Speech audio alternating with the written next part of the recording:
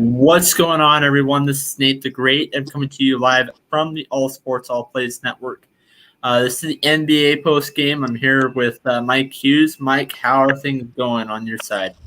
You know, I was a big Jimmy Butler fan. It's not the greatest tonight. Kind of burns a little bit, but every other game so far tonight has kind of gone the way I expected it to, so I can't really complain. Oh, my gosh. I don't have a team that like we talked a little bit about before the show. There's not one team that I root against. I don't – outside of the NFL, there's not one team I root against. But seeing the Dallas Mavs beating the Clippers today was kind of funny. Oh, dude, it was literally the highlight. It was the highlight of my day. It's becoming a huge meme, too. And, you know, before we get into all our topics, I just have to say, seeing PG flex on somebody who he didn't even dunk on and then still coming out with the L is probably the greatest part of my day. And it completely made it for me.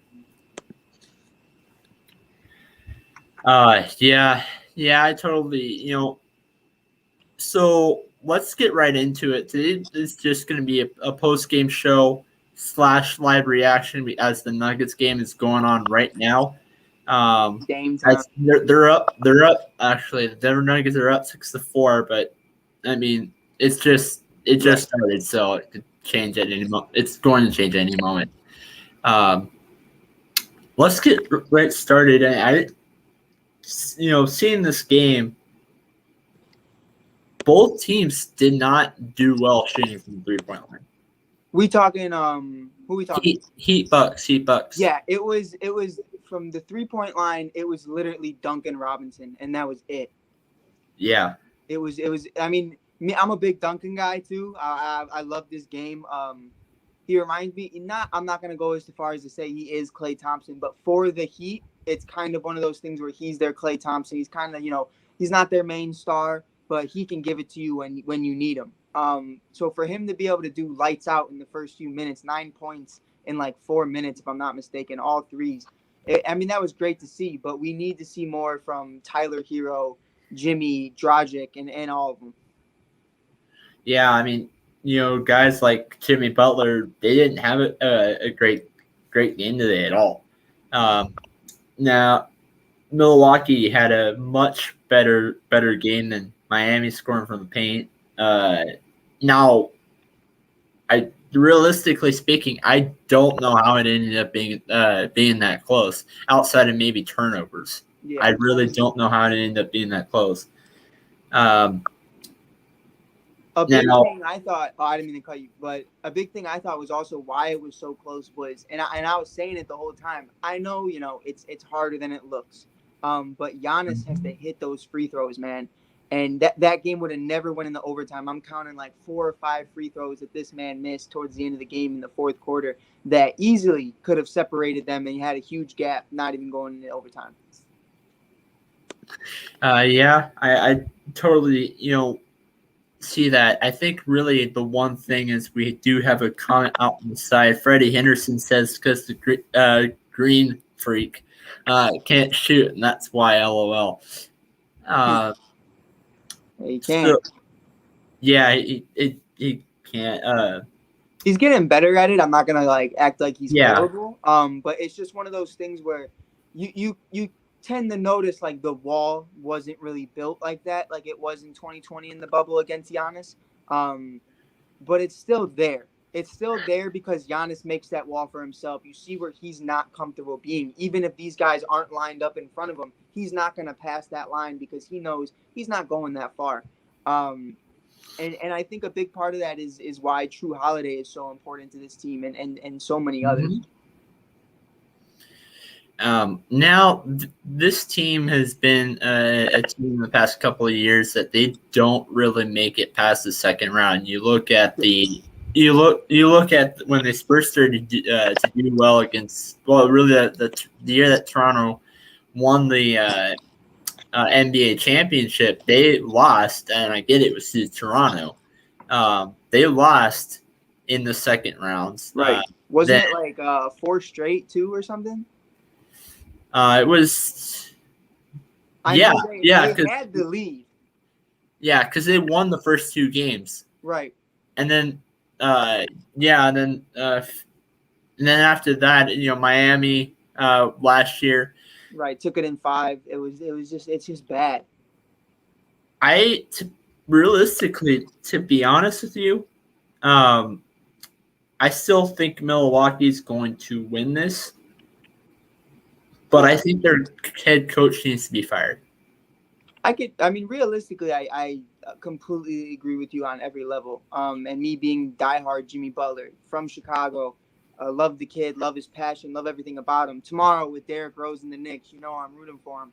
But I have to be realistic here and realize that, Duncan Robinson, great performance from him tonight, but you still need that every single night. Bam Adebayo, you need to see him continue to get bigger because Brook Lopez, if I'm going to be completely honest, completely manhandled him tonight. And that was a huge factor. And the biggest key part of this that I think is missing is, and it really shouldn't be because we barely even saw them together this year, is Victor Oladipo. I think they were banking on Victor Oladipo because of Tyler Hero's presence not being as strong this year.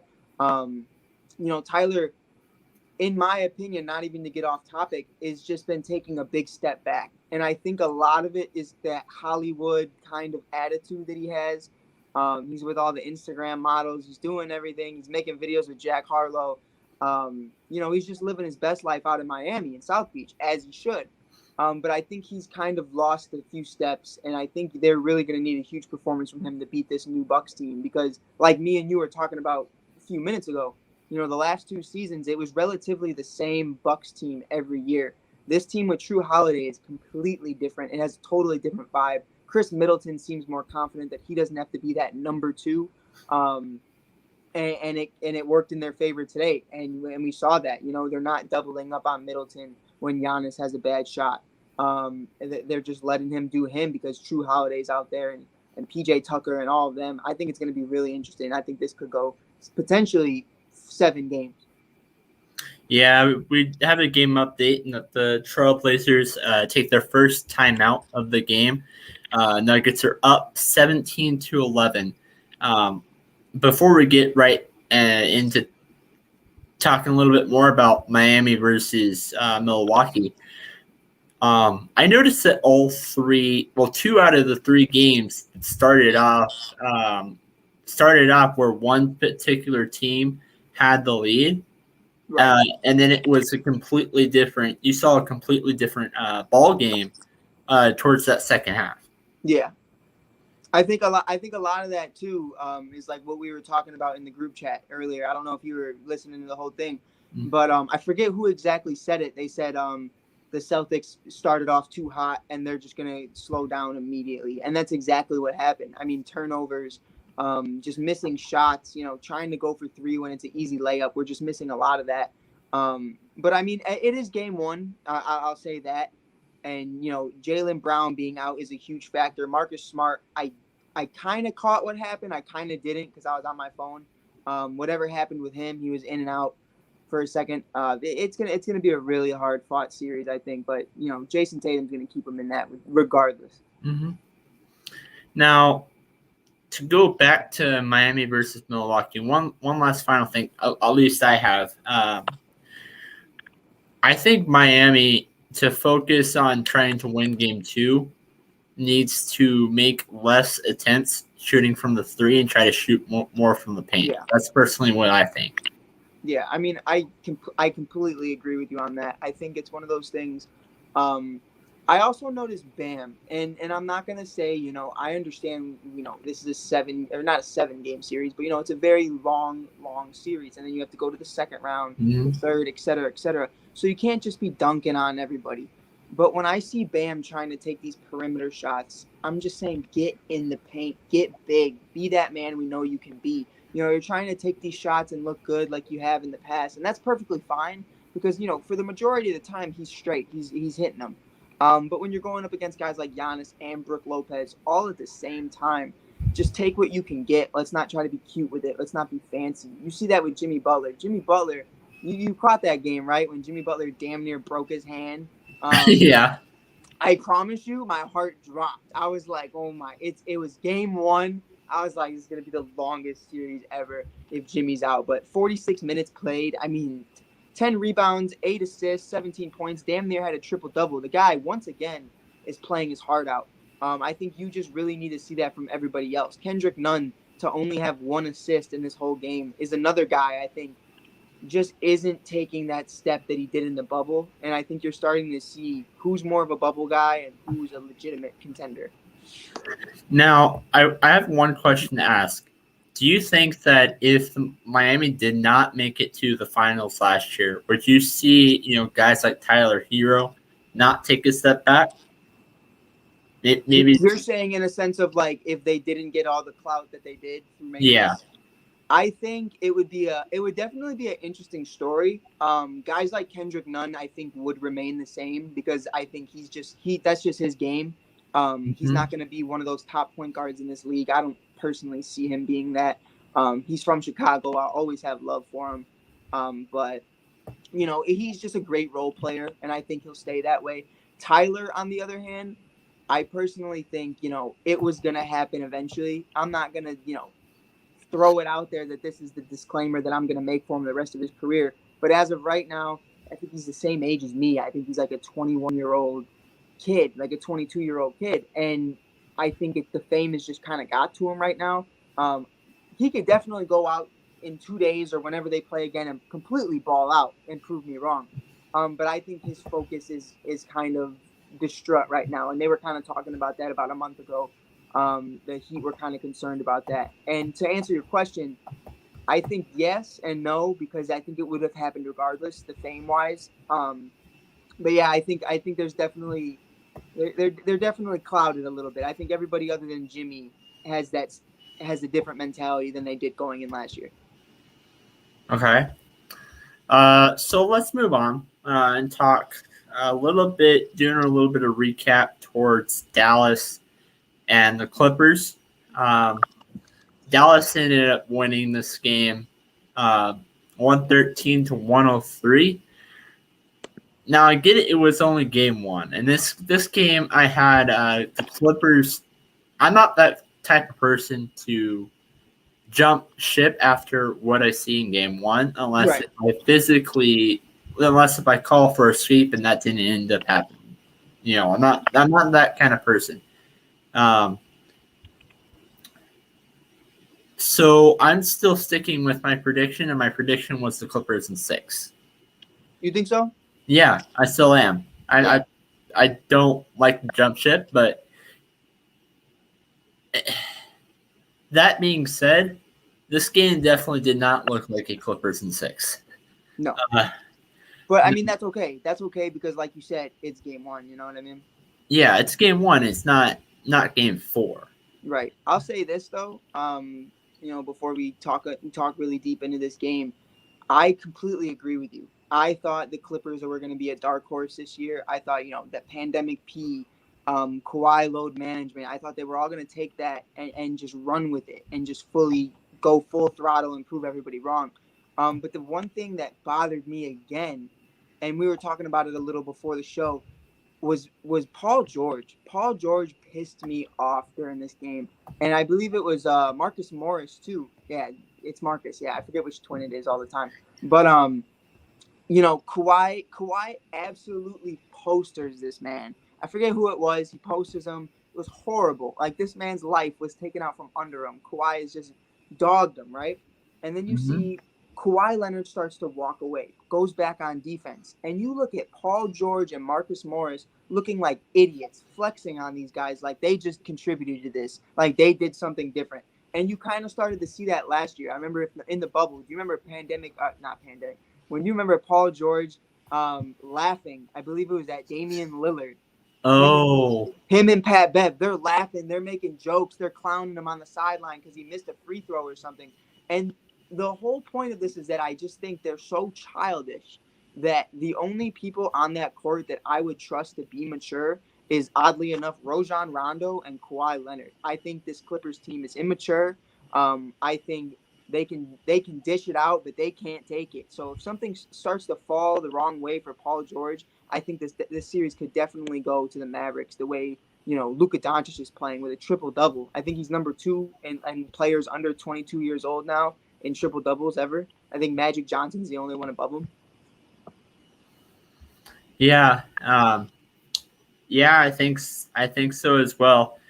Take a little bit of a scoring update. It's now 3 minutes and 14 seconds left in the first quarter. Nuggets are on top, 22-17. While the last person to score was actually Jokic with a 3-point shot. No, that's a big man. They can shoot. Yeah. So, honestly, for this Dallas team, I think really my least favorite thing that they did this last offseason was that Seth Curry trade. Yeah, I'm not a fan of it either. I think so Chris Brown, actually another analyst on the network, he pointed out that Philadelphia and Dallas did not use Josh Richardson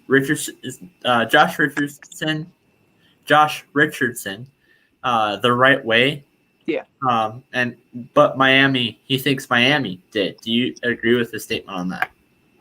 I could definitely see where he's coming from. I also sometimes think it's where the player's at the time.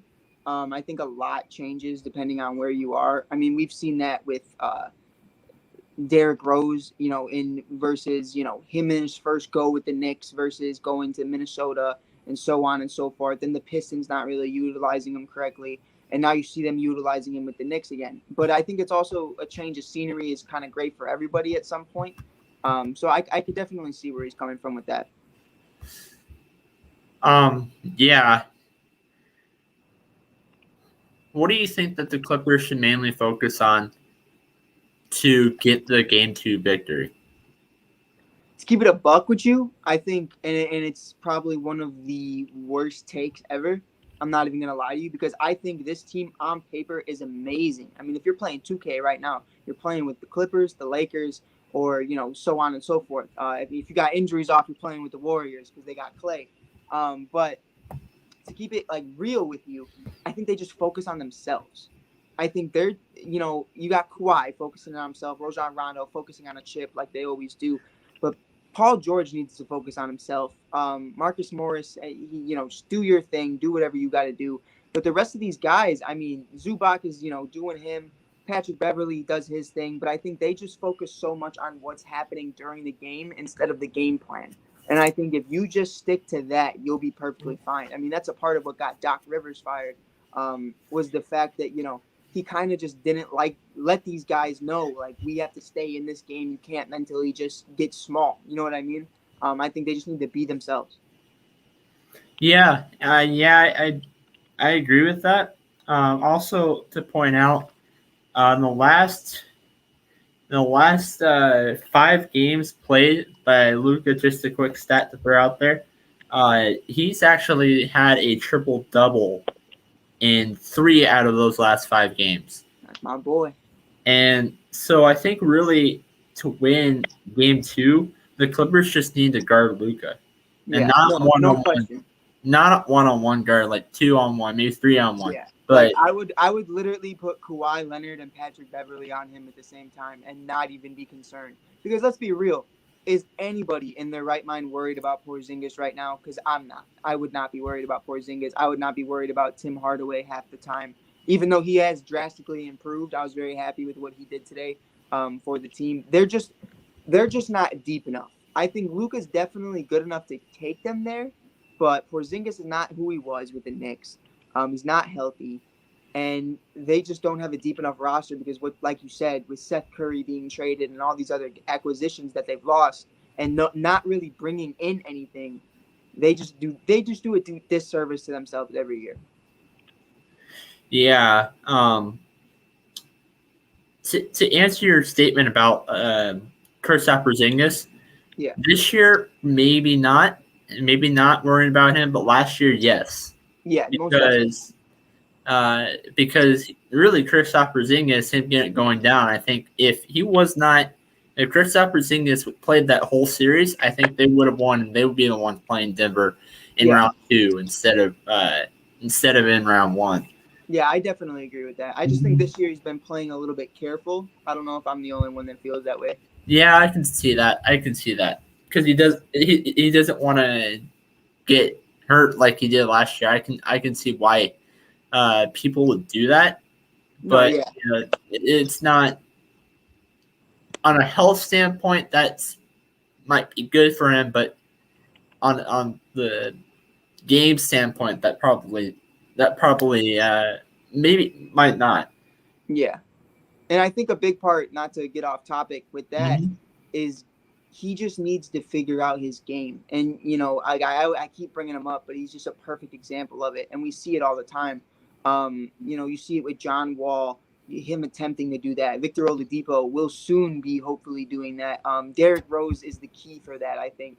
You go from being such an explosive player like Porzingis was, and then when you have all these just lingering injuries and these repeat surgeries, you don't know what to do with yourself because you just don't know who you are. I think if Porzingis just changed his game just a little bit and tried to find out a way where he could balance being a great asset to a team while remaining healthy, he'd be an amazing acquisition for any club.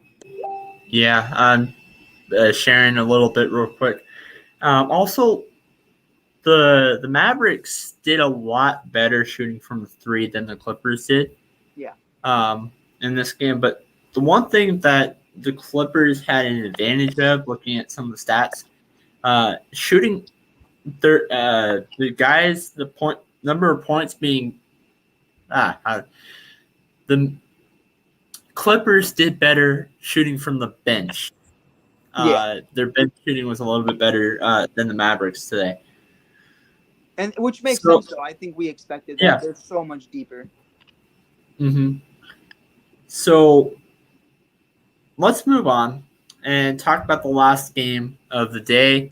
As the Trailblazers take their first lead of the game to make it 31-28 with 38 seconds left in the first. First quarter today was terrible for the Nets. We're talking Celtics?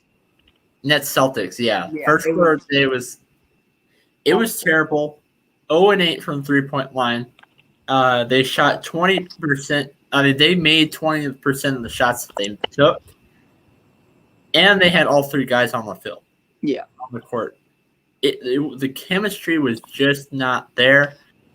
Second quarter, it was better, but it really didn't start clicking until the third quarter. Yeah, and I wanted to ask you on that too. I wanted your take because I'm sitting there and I'm thinking the entire time. First off, we didn't see KD take that many shots early on in the first quarter, which kind of bothered me. But I wanted to know, am I the only one that has this feeling that when these guys take the court at the same time, they're kind of focused on themselves? Like they're locked in on them taking that shot, not really facilitating the floor at all. Yeah, but I think that because outside of this game, the big 3, the main 3, KD, Kyrie, James Harden, they've only played together for 8 games out of this entire season. As a matter of fact, the James Harden has played more games this season with the Houston Rockets than he's played with the Nets. Yeah, it's insane. I had him on my fantasy team and blew the hell out of me right before playoffs. The one guy I had on my fantasy team, I'm getting off topic, was Victor Oladipo. Oh, dude, that's tragic. Yeah. I had one guy in first place. He had John Wall, and then he went out, and I was like, and he had Jaylen Brown too. I felt so bad for him. But I also wanted to ask you, before we talk about the entire game as a whole, Blake Griffin's role on this team, is there one? Because I'm looking at the stat line tonight. This man in 20 minutes, 3 rebounds, 4 assists, and 1 point. What do you think, has to change for guys like Joe Harris, for guys like Blake Griffin and Jeff Green, and so on and so forth?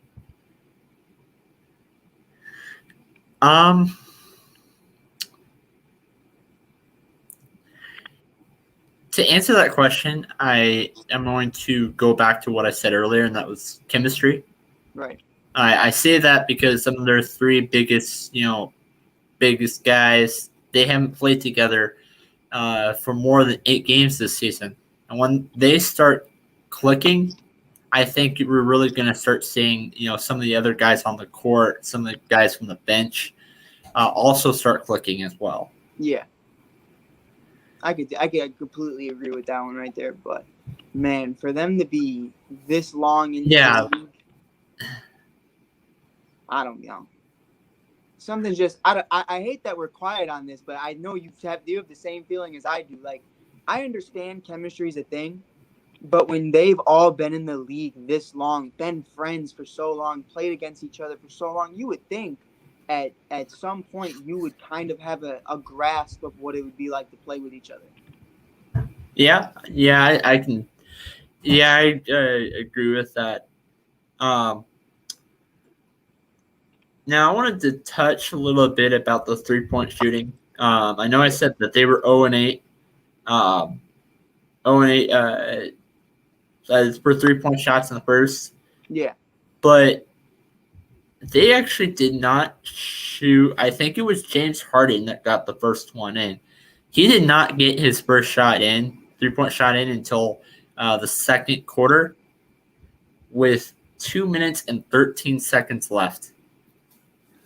Yeah, I mean, it's just going to be one of those series where, for me right now, and I hate to say it because I love Jason Tatum. I've been huge on him since 2018 against LeBron, where he messed him up. He dunked on LeBron, but he can't do this. He cannot do this, in my opinion, by himself. And I think you're going to have to see a lot better team chemistry from the Celtics as a whole. I think everybody, from Jason Tatum all the way down to Aaron Nesmith, are going to have to fight for this, because right now I look at this Brooklyn Nets team and they're kind of just treating this like a chemistry building thing, like a team building series. You know what I mean? Like, yeah. I really didn't feel like at any point in time that the Nets were concerned. I felt like the whole time they were like, "Oh, it is what it is. We're going to figure it out." And they were comfortable with it, while Jason and all of them, were just fighting for every single shot, and they were trying to take back the lead. And I just think, honestly, and it's what concerns me the most, is because as bad as they were, like you said, 0 for 8, man, like, they just did not seem concerned at all, and that's honestly one of the scariest things about it. Yeah. I agree with you on that. So it's now the start of the second quarter for Denver and Portland. Denver is losing 37-30. What is your predictions on the series? I actually have a great prediction on the series, and it is all based on Damian Lillard's comments the other day. I don't know if you heard about him, but he's pissed about Stephen Curry being an MVP candidate. He said last year take care of the Celtics. He averaged big shot by Chris Middleton. Like 30 points per game, 8 something assists and 8 something rebounds on like 90% free throw shooting, all that, et cetera, And he's saying he wasn't able to be an MVP candidate because he was the 8th seed. And now Steph Curry's not even the 8th seed. He's in the play-in tournament, and he's an MVP finalist. So with that being said, I think Damian Lillard is going to be completely in his bag. And I know they're playing against Joker, and that's perfectly fine. But McCollum, completely healthy for the first time in a very long time. Carmelo Anthony in his second year under the system, he's not scared to take these shots because he knows that the Trailblazers have faith in him. I forget their big man. What's his name? Holy crap, what's his name? I'm gonna look it up right now. But their big man. I know last year I believe his grandmother or somebody passed away during the series, and it took a lot on him. I think a lot of things were going wrong for the Trailblazers last year, and I think that they have all the momentum in the world, especially with Jamal Murray out, Michael Porter Jr. still being so young. I got Blazers in this series. Yeah, I have the Blazers as well. I hate to say it, but I do. I being a big Colorado sports fan. I do think I don't think it will be a sweep. No, not even close. And I can see Denver taking the series and moving on to the second round. Yeah. Realistically, like, I think this could go any way just because of how talented the Joker is. But I mean, this team is just deep. And I'm not gonna lie to you, any series this year, in the first round, I should say, any series in the first round except for Celtics Nets, I can see going either way. I kind of wanted to ask you about that too. This is probably for the first time in a very long time that every first round matchup is very exciting to me. Even in the play-in, the play-in was a lot of fun too. Yeah. The play-in was exciting. Now I should say my favorite play-in game. Oh, that's close. That's tough. I got to give it to Ja. I got to give it to Ja and Curry.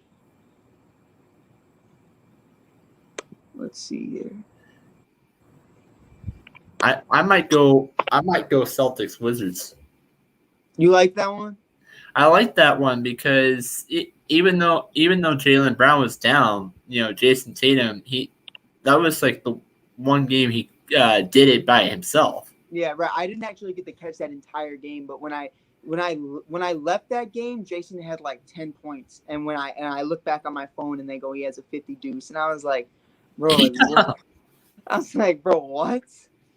But like if I'm looking at it right now, every matchup aside from maybe Utah versus Memphis, which is still in itself somewhat exciting because a lot of people have Utah being overrated. I don't really see it that way. But I mean, we got Hawks versus Knicks. You got Trae Young versus Derrick Rose, kind of like the pass the torch kind of thing with that. The 76ers versus the Wizards is actually one of the most exciting to me. And I won't go as far as make the prediction, but I think if the Wizards could pull it out of the bag, because I mean, that's a backcourt, Nate. We got to agree. Like the Bradley Beal and Russell Westbrook, if in sync, can make it all the way to the conference finals. I truly believe that because the way it looks. I know that sounds crazy, but the hardest part is round one. If they upset the 76ers, they just have to play the Knicks or the Hawks. And then it'd be Russell Westbrook playing against KD, Harden, and Kyrie. It would just be so intense, and I'm banking on it. I don't know why I'm banking on it. And I wanted to address, you talked about Utah. You said that that Utah is overrated. Oh, dude, everybody's overrated. I hate it. Yeah, I do too. People are probably saying that because Utah doesn't have a championship series win. Yeah, and but because of everybody, but I think every team in the West except for the Mavs, the Blazers, and the Lakers don't have a Western Conference Series, Western Conference Series win. I mean, I know Lakers have like a lot. Mavs have one. I don't remember how many Blazers have. I think they have like one or two. Yeah, around there. In the East, even the East, I think there's a lot of teams that don't have a Western Conference. I mean, Eastern. Dude, half of these teams haven't even been in the playoffs in how long? You know what I mean? Yeah, Knicks, Hawks. Right, and the Miami Heat weren't there for a hot minute until last year in the bubble. So I mean, you take that for what it is. Yeah, I mean, it's crazy. It's crazy to me to think that how open this really is, and I'm really excited for it. I know Freddie is probably kicking and dancing right now because of how poorly the Nets did today. But I mean, I honestly think anybody could really take this, and there's nobody that could definitively say that, you know, Utah's overrated because they're a number 1 seed, but Donovan Mitchell hasn't had that much playoff experience. I really don't want to hear it because we saw Tyler Hero, who didn't have any NBA experience, just be lights out in the finals against LeBron James and Anthony Davis and all throughout the playoffs. You know, Duncan Robinson, you've seen these kids just completely ball out. It really only takes 1 or 2 veterans to change an entire franchise. And you saw that with Jimmy Butler, Bam, and so on and so forth. That's why I think the Suns are one of my favorites to even go for it, just because of CP3 and what he brings. But that brings me to my next point I wanted to ask you. It's mainly the East right now. Do you think by any slim chance that one of these 8th, 7th seeds can make it all the way to the conference championship? In the West, in the West, no. You don't think Lakers got it? They have a tough competition. Yeah. I mean, maybe because, you know, after they play the Suns, which is going to be tough, you know, Lakers against the Warriors, if they have a performance, if the Lakers have a performance like they did against the Warriors, I don't see them getting past the Suns. Yeah, I completely agree. And I think, you know, yeah, even if they do, they have to play the winner of Portland and Denver. Right. And we got to think about it too. LeBron, by the way, no, wait, hold on. Before anything, I hope Freddie's listening too. He probably is. The fact that LeBron James has not been suspended for breaking COVID protocol after Dennis Schroeder was, after my Zach LaVine, we missed the damn playoffs because you made him sit in COVID protocol for 2.5 weeks. For 2.5 weeks, LeBron James is like, yeah, I'm going to go hang out with Drake tomorrow. Not a mask in sight, not a cup of hand sanitizer, and within a mile reach. And then the league is just like, yeah, that's perfectly fine. He didn't break any rules. That is A1 BS. And I want your take on it, Nate. I hate it. I hate it too. Okay, I've heard the argument. That he possibly could have had a vaccine. But we don't know that. Right. First of all, it's not even that. One of the biggest things for me is, and we're not going to make this into a whole get vax or don't get vax because, you know, everyone has their own opinion. But the fact is, we get this vaccine, we are protected from not dying from it. We are not protected from not getting it, from not spreading it. You know what I mean? Mm-hmm. So the fact is, if everybody at that party was fully vaccinated, I see no problem with it. But I sincerely doubt that is the case. Now, I don't doubt that most of those people got vaccinated. Most likely, but all of them. Right. They got guys, you know, Dennis Schroeder, I believe, didn't even have COVID. If I'm not mistaken, I think he was just in the protocols because he was near someone that did. And if that's the facts, and we've seen that with other teams, LeBron was just with a guy who's probably on 1,000 planes a week. You know what I mean? And the fact that it's just like, oh, well, it's LeBron, so it's perfectly fine. That's crap. And I hate to say that, but it bothers me, bro. I'm just looking at one real quick thing. So all these teams, I'm looking at the teams that have not won an NBA championship. You know, the Phoenix Suns, who made the playoffs. Utah Jazz made the playoffs. Brooklyn Nets made the playoffs. Orlando Magic, they did not. Chicago Stags, who actually folded in 1950. Washington Capitals folded in 1951. Indiana Pacers, they did not make it. Charlotte Hornets did not make it. Denver and Clippers and Grizzlies, they made it. So that's 6 teams. 6 teams that can win it all. Yeah. That you're talking about that have not won it all before. Right. So it's really competitive. These are my favorite kinds of outside of Denver championship wins, these are my favorite kind of championship wins. Seeing a new team in there that make it once in a while, and even if, say for a second, you have the Lakers that repeat. Right.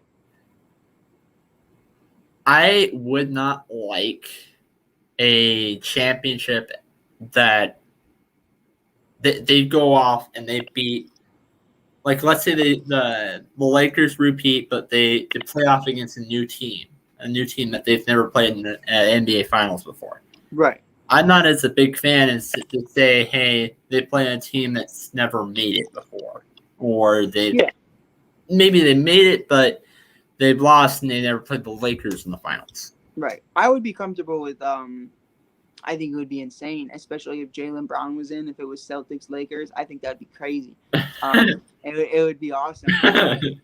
It's very unfortunate about Jaylen, but I completely agree. You see that so many times in recent years too, whether it was Chicago or the Indians, or you see the St. Louis Blues, the Toronto Raptors. We've seen it, Washington Nationals, time and time again, the Eagles, the Tampa Bay Bucks, and most recently, you just see these guys that are just not won championships in either ever or in a very long time. And it's just great to see it. It's great to be a part of it. I know Jonathan, Freddie, and all of them. I actually don't know where you're from, Nate, but I know them with the Dodgers. It is a very great experience. I was so happy for them, especially, being robbed, but that's a whole different conversation. But I'm from the Dallas area. Yeah, you're from Dallas? Yeah, so Yeah. As a Cowboys, probably growing up with that, or even the Texans, there's these franchises that once they're in, they're ready to fight tooth and nail. These guys want to smoke. Mm-hmm. These guys are ready to play. And I don't care if you're playing against Ja and Valanciunas by themselves. I mean, they're going to give you a series. And Utah and Memphis is probably going to be one of the most fun series. Well, I live in Dallas. I've lived most of my life here in the DFW area, but I was actually born in Colorado. Oh, yeah? So I have, majority of my family, well, not majority of my dad's side of the family is Colorado, but live most of here in Texas. That's dope. But yeah, that's. Anyway, that's all I've had to say. But as the Nuggets make Nikola Jokic makes another free throw, so 51-49, if I'm not mistaken. Well, it's now 51-51 because Trailblazers just scored. But nice. Anything else you have to say? Nah, that's all I had. All right, so this has been Nate the Great, Mike Hughes signing out. We'll see you guys later. Talk to you guys later.